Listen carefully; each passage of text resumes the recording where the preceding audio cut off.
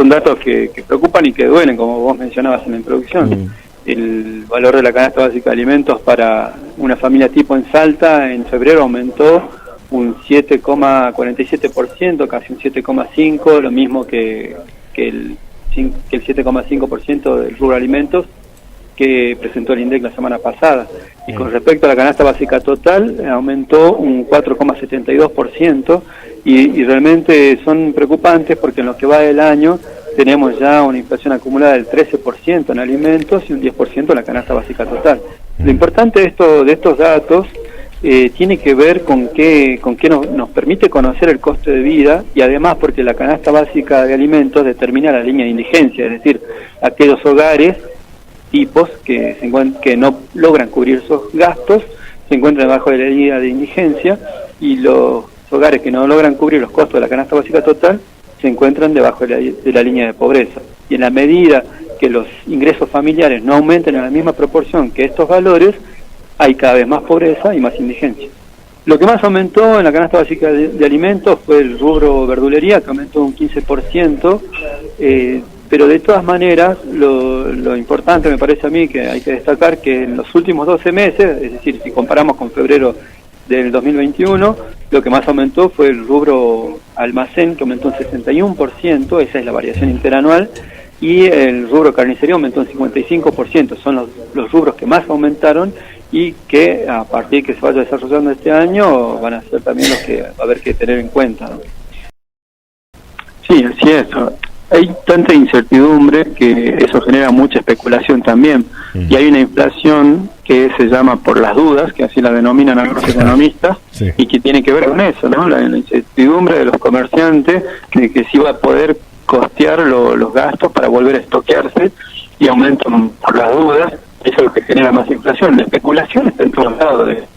Bueno, eso responde también a una falta de control. Al gobierno nacional, al gobierno provincial, le cuesta hacer un control efectivo sobre los programas como Precios Cuidados, por ejemplo, que son programas que no llegan a los barrios.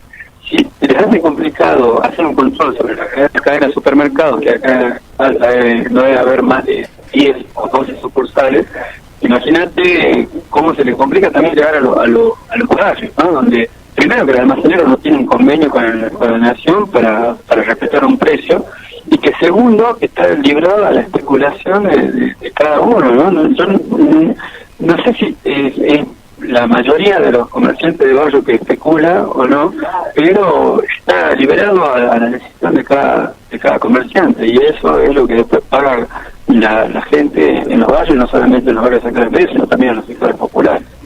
Lo que yo sí creo es que no se le aborde de manera eficiente y efectiva para que baje la inflación, o por lo menos para que el proceso inflacionario no sea tan acelerado, que vaya mucho más lento y progresivamente vaya bajando. Lo que pasa es que en este caso, inclusive el gobierno de Mauricio Macri, que no era un gobierno tan débil como este, no pudo resolver la cuestión de la inflación. Se fue con un 54% de inflación anual, no nos olvidemos de eso, y ahora tenemos un gobierno totalmente debilitado y quebrado, que no tiene la fortaleza suficiente como para imponer medidas que vayan en ese sentido de poder desacelerar el proceso inflacionario. No recuerdo si hoy o mañana Matías Culfas se va a reunir nuevamente con supermercadistas para hacerle saber el contento que hay en el gobierno nacional con esto de no respetar los precios cuidados y haber remarcado de manera considerable la semana pasada. Pero es como decís vos, son paliativos, no son medidas fuertes y profundas, como por ejemplo intervenir en cada uno de los eslabones de la cadena de producción y la cadena de comercialización, sí, para que después el precio final en góndola no sea tan elevado y no esté tan liberado la decisión de los primeros del formador de precios y después de los comerciantes minoristas. Creo que justamente por eso es que el gobierno está totalmente quebrado, tiene una interna muy fuerte así que hace que tambalee el seno del gobierno nacional y sobre todo la figura de Alberto Fernández. ¿Sí? Como te decía, es un gobierno debilitado, que las decisiones del Poder Ejecutivo necesitan de la oposición, de Juntos por el Cambio, para poder aprobar un acuerdo con el fondo. Eso está diciendo todo. Mira, nosotros empezamos a observar un deterioro socioeconómico en los barrios, sobre todo en los barrios populares desde el segundo año del gobierno de Mauricio Macri, ¿no? Ahí empezamos a ver ese deterioro fuerte que lamentablemente después se profundizó con la cuarentena y que ahora hace de que muchos hogares no logren recuperar el poder adquisitivo que tenían antes de la pandemia, antes de la cuarentena, perdón. Y sobre todo los trabajadores informales, que hay muchos de ellos que todavía no logran recuperar los ingresos, ¿no? Su principal fuente de trabajo. Y con este panorama que viene ahora a partir del ajuste impuesto por el fondo, va a ser mucho más difícil. Bueno, el panorama es oscuro porque los ingresos familiares no van acompañando el mismo proceso inflacionario que vamos observando y que se va desarrollando mes a mes.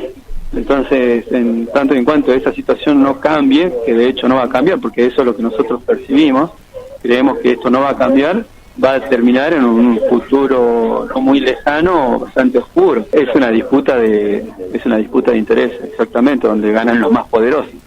Hay un grupo muy minúsculo en la Argentina que concentra el poder económico y que hace de que la inflación, lo que provoca la inflación es que los recursos vayan hacia un sector. Entonces, del bolsillo de toda la gente, sectores populares, sectores medios, van hacia ese sector, ¿no? Que es el que concentra la economía, que es un grupo muy minúsculo y que hace que cada vez haya más pobreza. La distribución de la riqueza desigual, totalmente desigual, es una realidad.